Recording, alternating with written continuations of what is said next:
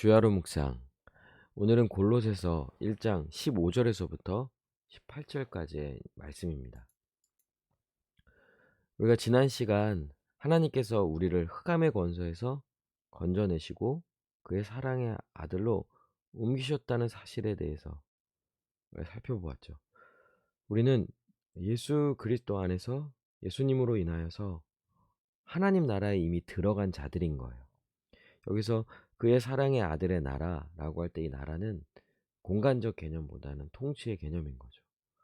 비록 우리가 이 땅에서 살아가고 또 몸을 가지고 이 땅에 살아갈 때, 그럼에도 불구하고 우리가 이 악한 세상 속에서 살아가지 않는다는 것은 예수님의 통치를 받으며 그분이 또 우리의 왕이심을 고백하며 그분과 함께 살아가기에, 비록 우리는 이 땅에 살아간다 할지라도 우리는 이미 임한 하나님 나라에 들어간 거예요.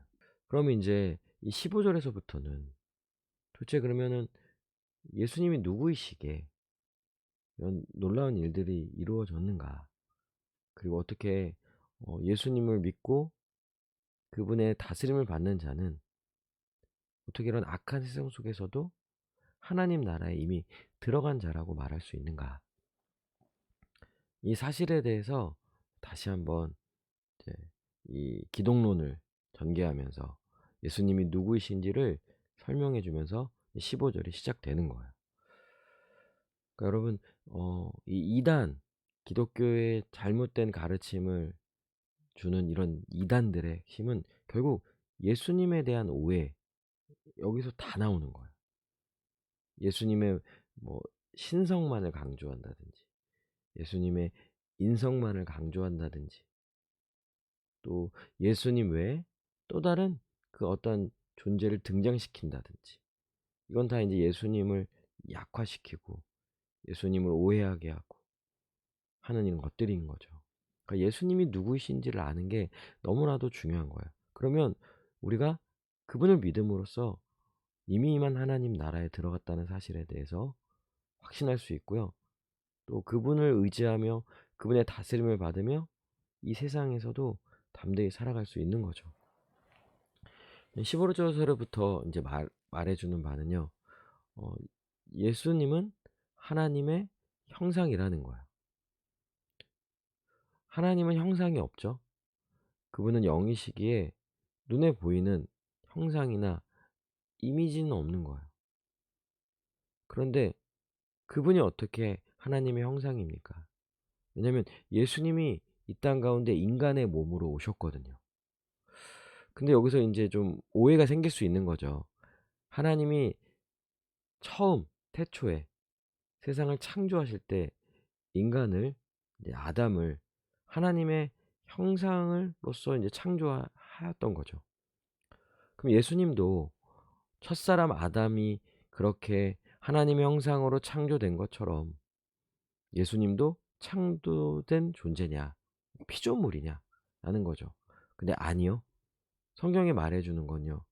모든 피조물보다 먼저 나신 이시니 만물이 그에게서 창조되되, 예수님은 세상을 창조하신 창조주 하나님이라는 거예요. 그러니까 그분은 하나님 형상이라고 말했을 때는 보이지 않는 하나님을 보여주는 하나님이라는 거죠. 그리고 그분은 세상을 창조하신 분이라는 거예요. 하늘과 땅에서 보이는 것들과 보이지 않는 것들과 혹은 왕권들이나 주권들이나 통치자들이나 권세들이나 만물이 다 그로 말미암고 그를 위하여 창조되었고, 이 세상에 존재하는 모든 것은 예수님을 통하여서 창조된 거예요. 그러기에 17절 또한 그가 만물보다 먼저 계시고 만물이 그 안에 함께 섰느니라. 예수님은 이 세상이 존재하기도 전부터 존재하셨던 분인 거죠. 그분은 삼위 하나님이세요. 그리고 오히려 이 세상은 예수님으로 인하여 창조되었죠. 이걸 이제 잘 보여주는 게 요한복음 또한 1장 1절에서부터 3절 말씀인 거예요. 태초에 말씀이 계시니라. 이 말씀이 하나님과 함께 계셨으니 이 말씀은 곧 하나님이시니라. 그가 태초에 하나님과 함께 계셨고 만물이 그로 말미암아 지은 바 되었으니 지은 것이 하나도 그가 없이는 된 것이 없느니라. 하나님이 세상을 창조하실 때 말씀으로 창조하셨죠. 근데 그 말씀이 바로 이 태초의 말씀이 바로 예수님이신 거예요. 그런데 말씀이 육신을 입고 이 땅에 오셨죠. 성육신인 거예요. 그러니까 그분은 인간의 몸으로 이 땅에 오셨지만 눈에 보이는 이런 피조 세계 그 어떤 것에도 종속될 수 없는 초월적인 하나님이시라는 거예요. 그분은 참 하나님이세요. 근데 인간의 몸으로 이 땅에 오셨기에 보이지 않는 하나님을 분명히 우리 가운데 보여주는, 나타내 보이는 또한 하나님의 형상이신 거죠. 그래서 그분은 만물의 주가 되시는 거예요. 만물을 창조하시고 만물을 다스리시고. 근데 그분 18절에 그는 몸인 교회의 머리시라.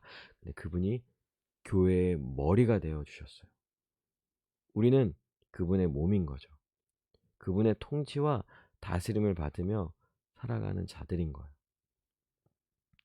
그러기에 여러분, 우리가 이 땅 가운데서 살아갈 때 여전히 악한 자들이 이 세상을 지배하고 다스리는데, 근데 예수 그리스도는 이 세상에 존재하는 모든 것 위에 계시는, 만물을 통치하고 다스리는 분이라는 거예요.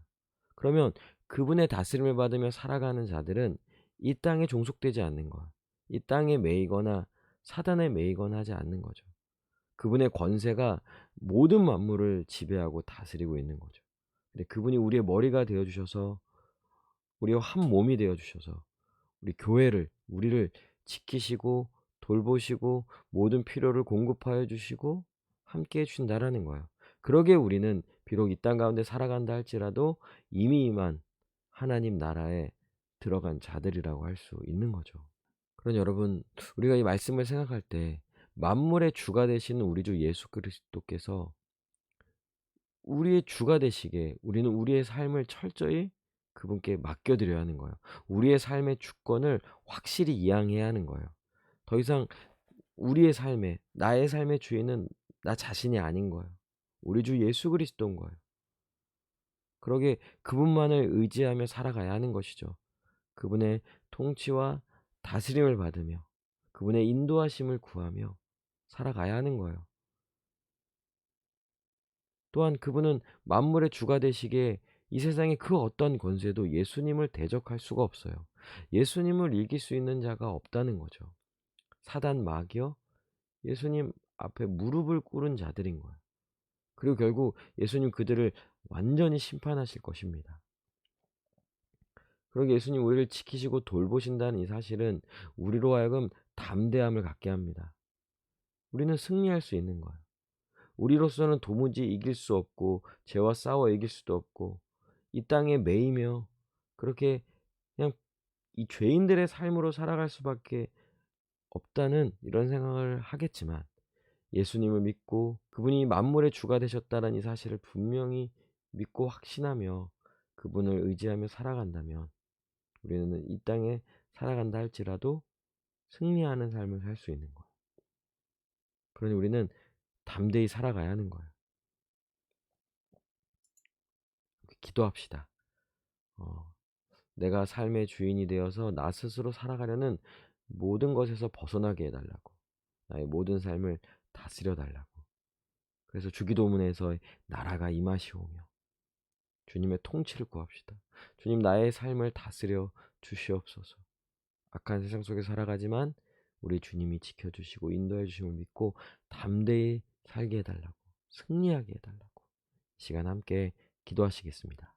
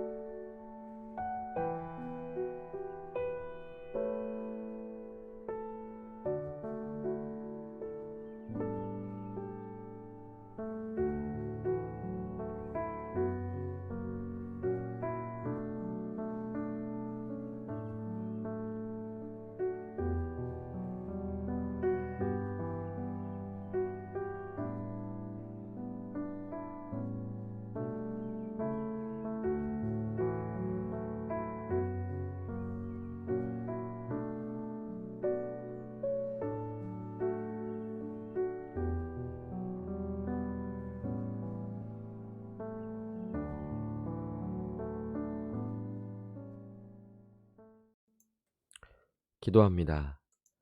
주님, 나의 삶의 주님 되시는 우리 주 예수 그리스도를 믿습니다. 우리 주님을 의지합니다. 오늘 하루도 나의 모든 삶을 다스려 주시옵고 주님을 의지하며 살아가게 하여 주시옵소서. 감사드리며 예수님의 이름으로 기도합니다. 아멘. 오늘도 주님 안에서 승리하는 복된 하루 되시길 바랍니다.